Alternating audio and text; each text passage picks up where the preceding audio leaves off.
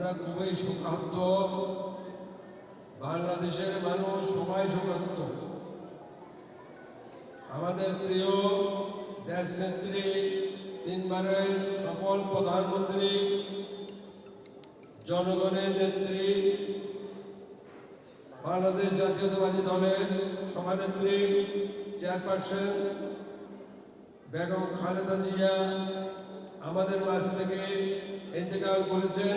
ইন্না লিল্লাহি ওয়া ইন্না ইলাইহি রাজিউন।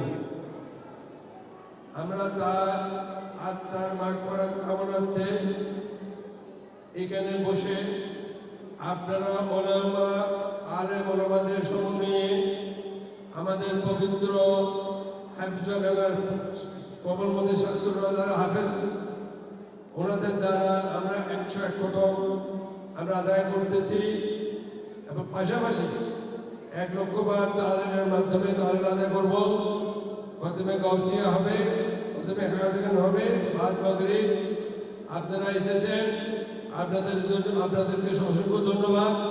এখানে আমার এলাকার সম্মানিত নেতৃবৃন্দ আছেন, এলাকাবাসী আছেন। আপনাদের কাছে আমার অনুরোধ, আপনারা সবাই আমাদের প্রাণপ্রিয় নেত্রীর জন্য, মাননীয় ম্যাডামের জন্য সবাই দোয়া করবেন। উনি যাতে উনি দীর্ঘদিন যাবৎ আপসহীন নেত্রী হিসেবে ছিলেন, দুনিয়া থেকেও গিয়েছেন সেভাবে। একদিনের জন্য উনি আপোষ করেন নাই। আমার সৌভাগ্য হয়েছিল, আমি 5 বছর ওনার সাথে কাজ করেছি। এই 5 বছরে ওনার থেকে আমি যে স্নেহ মমতা মায়া পেয়েছি অতুলনীয়। আল্লাহর রহমত, উনি আমাকে সুযোগ দিয়েছেন চট্টগ্রাম সিটি কর্পোরেশনের মেয়র হিসেবে নির্বাচন করার জন্য। ওনাকে আমি বলেছিলাম, যখন আমাকে বলে যে আপনি পারবেন কিনা, আমি ইনশাল্লাহ ম্যাডাম আপনি যদি দোয়া করেন আমি পারবো। তো ম্যাডাম আমাকে একটা 5 টাকা একটা রিসিপ্ট দিয়েছিলেন, আপনি 5 টাকা সদস্য হন। এই 5 টাকা সদস্য উনি করে দিয়েছিলেন। পরবর্তী চট্টগ্রামে এসে 2-1 বার ওনার সাথে সাক্ষাতের সুযোগ হয়েছিল এবং জাতীয়তাবাদী দলের ব্যানারে চট্টগ্রাম শহরে উনি এসেছিলেন, 2 বার মিটিং করেছেন। সে মিটিংয়ের সফলতা দেখে উনি আমাকে ওনার 5 টাকা সদস্য থেকে আমাকে উনি জাতীয়তাবাদী দলের চেয়ারপারসনের উপদেষ্টা নিয়োগ করেছিলেন। তো ওনার আল্লাহর কাছে শুকরিয়া। আজকে আমি যেটুকু করছি এটা ওনার প্রতি কৃতজ্ঞতা প্রকাশ, না হলে আমি অকৃতজ্ঞ হয়ে যাব। আমি বিগত নির্বাচনকালে আমি একটা ঘোষণা দিয়েছিলাম নির্বাচনের প্রাককালে, মেয়র নির্বাচনে, যে আমি রাজনীতি থেকে অবসর নেব, আমি সমাজসেবা কার্যক্রম করে যাব। আল্লাহর রহমত, আপনাদের দোয়ায় আমি একদিনের জন্য পিছিয়ে নাই। প্রত্যেক দিন এই 10 বছর আমি সমাজসেবা কাজে সম্পৃক্ত হয়েছি। এর মধ্যে অনেক কলেজ, মাদ্রাসা, স্কুল, একজনেরা, এতিমখানা, হসপিটাল আমি করেছি। আজকে আমার সৌভাগ্য, আজকে আমাদের প্রাণপ্রিয় নেত্রীর এই শোক সভার আয়োজন হয় নাই। এখন আমরা যেটা করছি ওনার জন্য দোয়া মাহফিল করেছি। এই দোয়া মাহফিল প্রত্যেক দিন আমাদের অব্যাহত থাকবে। আমি আমার পক্ষ থেকে আজকে একটা ডিক্লারেশন দিয়েছি নিউজ পেপারের মাধ্যমে। ম্যাডামের মাজারে, ম্যাডাম এবং ওনার আমাদের প্রয়াত শহীদ রাষ্ট্রপতি জিয়া রহমানের মাজারে আমি 2 জন হাফেজ নিয়োগ দিয়েছি। প্রত্যেক দিন 2 জন হাফেজ, একজন ফজর থেকে আসর আর একজন আসর থেকে এশার পর্যন্ত নিয়মিত কোরআন শরীফ পাঠ করবেন ওনার মাজারে। আমি 10 বছরের জন্য ডিক্লার দিয়েছি। এবং প্রত্যেক রমজানে ওখানে 100 জন মাজার প্রাঙ্গণে 100 জন রোজাদারকে ইফতার করা হবে।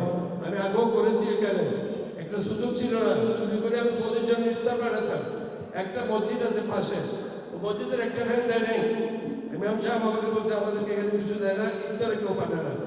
আমি আমার অফিস থেকে এই ওখানে 25 জন ইফতার পাঠাতাম ওনাদের জন্য। তাদের কীভাবে করবো, আমরা মুড়ি খাইয়া থাকি। আল্লাহর রহমত, ম্যাডাম যখন এসেছে, সামনের সুদিন আসতেছে জাতীয়তাবাদী দলের, ইনশাআল্লাহ আপনাদের দোয়া, আপনারা সবাই দোয়া করবেন, ম্যাডামের জন্য দোয়া করবেন, তা তবেই আমাদের দেশের জন্য দোয়া করবেন। দেশের বর্তমান পরিস্থিতি যাতে আরও উন্নত হয় এবং নির্বাচন যাতে সুষ্ঠু হয়, সুসম্পন্ন হয়, নিরপেক্ষ নির্বাচন হয়।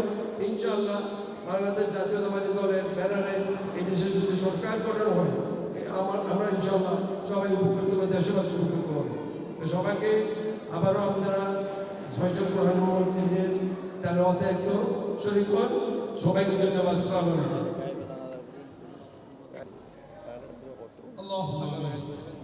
আলহামদুলিল্লাহ রাব্বিল আলামিন বারের সকল মাননীয় প্রধানমন্ত্রী মরহুমা মকফুরা বেগম খালেদা জিয়া আল্লাহ তাআলা রূহের মাগফিরাতের জন্য ইসালে সওয়াবের জন্য চট্টগ্রাম মহানগরীর সাবেক সম্মানিত মেয়র মোহাম্মদ আলহাজ মঞ্জুরুল মঞ্জুরের পক্ষ থেকে 101 খতম কোরআন মাজিদের খতম ইয়া আল্লাহ খতমে তালিম শরীফ খতমে খাসগান শরীফ ইয়া আল্লাহ খতমে গাউসি শরীফ আয়োজন হয়েছে ইয়া আল্লাহ মিলাদ মুস্তাফা সাল্লাল্লাহু আলাইহি ওয়াসাল্লামের আয়োজন হয়েছে এই সময় ইন্তজাম তোমার সেই দরবার কবুল করুন মেরে সওয়াব মরহুমা মকফুরা বেগম খালেদা জিয়া রূহ থেকে সওয়াব পৌঁছে দিন ওনার জীবনের সগীরা কবীরা জানাজা শুরু করে গুনাহ মাফ করে দিন ইয়া আল্লাহ ওনার জিসাত মাফ করে দিন ওনাকে যখন কবরে রাখা হবে মুনকার সওয়াল জবাবকে আসান করে দিন ওনার কবরকে জান্নাতের টুকরা বানিয়ে দিন ময়দানে মাশারের মধ্যে শাফাআত কুবরা নসিব করুন এই দেশের জন্য যে খিদমত আঞ্জাম দিয়েছেন এই খিদমতগুলোকে কবুল করুন